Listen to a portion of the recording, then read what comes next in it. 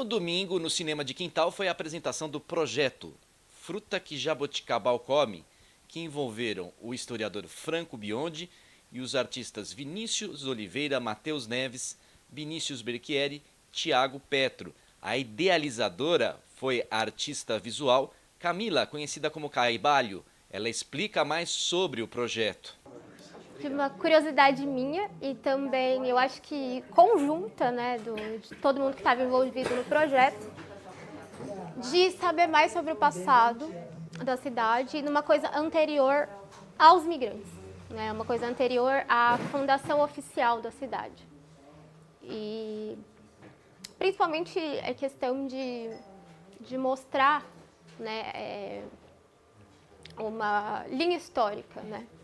Então, eu resolvi fazer um tríptico por questão de influência mesmo. Eu tenho uma influência bem pesada, assim, renascentista. E naquela época se fazia muitos trípticos. E aí eu resolvi montar com essa temática de passado, presente e futuro. E aí a gente tem o passado da cidade aqui,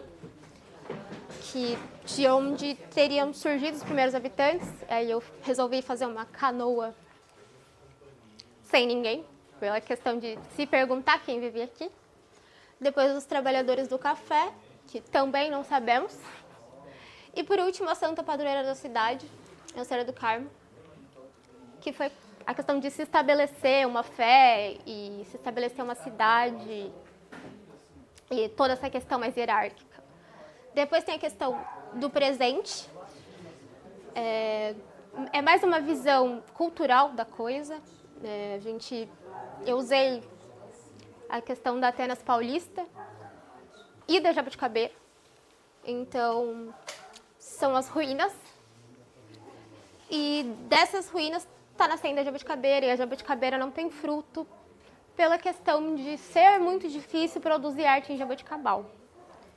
E por último, a gente tem o futuro, que é mais ou menos como a situação pode ficar caso a questão cultural da cidade seja abandonada, caso as pessoas não insistam. Nós temos dados de número de população decaindo, não temos pessoas mais jovens na cidade, então a tendência é estagnar.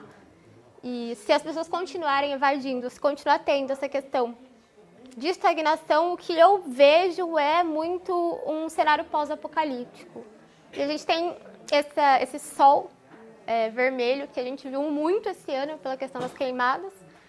E por último, seria um buraco negro que, sei lá, poderia sugar toda a questão da cidade no futuro, né? E a gente chegar num completo nada e num completo vazio. O historiador Franco Alves Biondi foi responsável pela pesquisa histórica de Jaboticabal.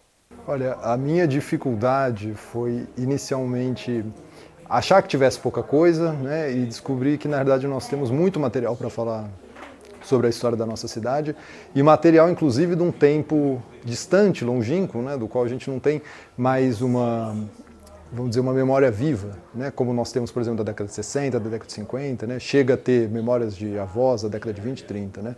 Nós temos história pelo menos desde 1828, mas a gente pode ir antes disso até. Né.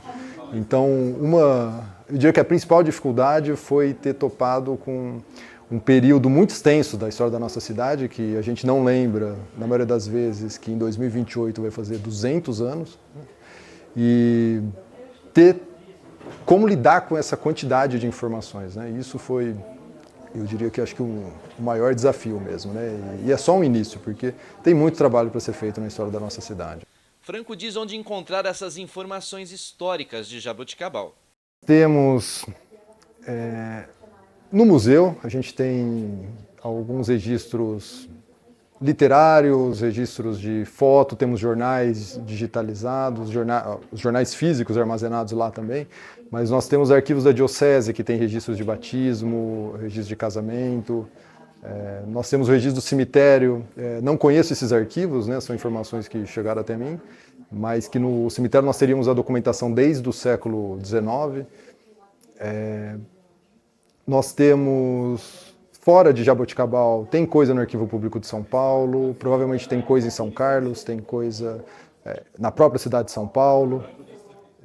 Temos informações, né, nos jornais que estão digitalizados na hemeroteca e provavelmente em vários outros lugares que a gente possa descobrir, né, que até agora tem uma documentação lá esperando para que alguém chegue. Franco diz que Jaboticabal possui várias histórias e elas precisam ser resgatadas.